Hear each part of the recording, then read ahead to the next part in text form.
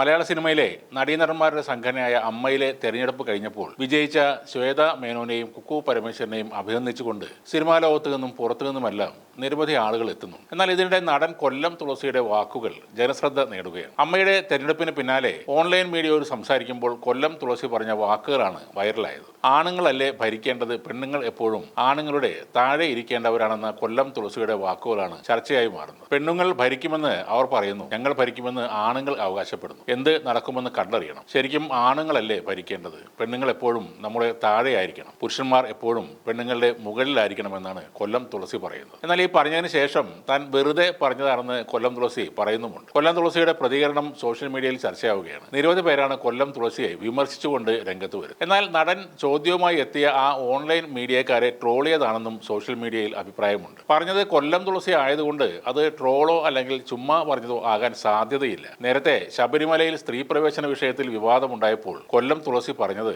ശബരിമലയിൽ വരുന്ന സ്ത്രീകളെ രണ്ടായി വലിച്ചു കീറണമെന്നാണ്. അങ്ങനെ കീറിക്കഴിഞ്ഞ് ഒരു ഭാഗം ഡൽഹിയിലേക്കും ഒരു ഭാഗം കേരള മുഖ്യമന്ത്രിയുടെ മുറിയിലേക്കും ഇട്ടുകൊടുക്കണം. NDAയുടെ ശബരിമല സംരക്ഷണ റാലിയിലാണ് കൊല്ലം തുളസിയുടെ ഈ കൊലവിളി പ്രസംഗം ഉണ്ടായത്. ഒരിക്കൽ നടി ഖുശ്ബുവിനെ കുറിച്ചും കൊല്ലം തുളസി വിവാദമായ പ്രസ്താവന നടത്തിയിരുന്നു. സെക്സ് റാണിയായ നായികയെ ദൈവവുമായി താരതമ്യം ചെയ്യുന്നവരാണ് തമിഴ്നാട്ടുകാർ. അവർ നടി ഖുശ്ബുവിനായി ക്ഷേത്രം പണിത ആളുകളാണ്. അത്തരം സംസ്കാരമുള്ള തമിഴ്നാട്ടുകാരുമായി കേരളത്തിലുള്ളവരെ താരതമ്യം ചെയ്യരുതെന്നും അന്ന് കൊല്ലം തുളസി പറഞ്ഞിരുന്നു. അതേപോലെ അസുഖം മാറാൻ മൂത്രം കുടിച്ചാൽ മതി എന്ന പ്രസ്താവന പലതവണ നടത്തിയ ആളാണ് കൊല്ലം തുളസി. താൻ ക്യാൻസറിനെ അടക്കം അതിജീവിച്ചത് മൂത്രം കുടിച്ചിട്ടാണെന്നും അദ്ദേഹം പറഞ്ഞിരുന്നു. പഴയകാലത്ത് ഋഷിവര്യന്മാരും തപസ് ചെയ്യുന്ന മുനിമാരും ഒക്കെ അവരുടെ തന്നെ മൂത്രം കുടിച്ചാണ് തപസ് ചെയ്തിട്ടുള്ളത്. അല്ലാതെ കാട്ടിൽ തപസ് ചെയ്യുന്ന സമയത്ത് അവർക്ക് അവിടെ ഭക്ഷണം വെച്ചു കൊടുക്കാൻ ഭാര്യമാരൊന്നും ഉണ്ടായില്ലെന്നും അദ്ദേഹം പറഞ്ഞിരുന്നു. ഈ കൊല്ലം തുളസി പറയുന്ന മൂത്ര ചികിത്സ യാതൊരു അടിസ്ഥാനവുമില്ലാത്ത ഒന്നാണ്. പ്രാചീന ഭാരതീയ ഗ്രന്ഥങ്ങളിൽ ശിവാംബു കൽപ്പവിധി എന്ന പേരിൽ ഈ മൂത്ര ചികിത്സയെക്കുറിച്ച് പറയുന്നുമുണ്ട്. അത്തരം ചരിത്രമല്ലാതെ ശാസ്ത്രീയമായി ഇതുകൊണ്ട് ഉണ്ടാകുന്ന ഗുണങ്ങൾ എങ്ങും പറയുന്നുമില്ല.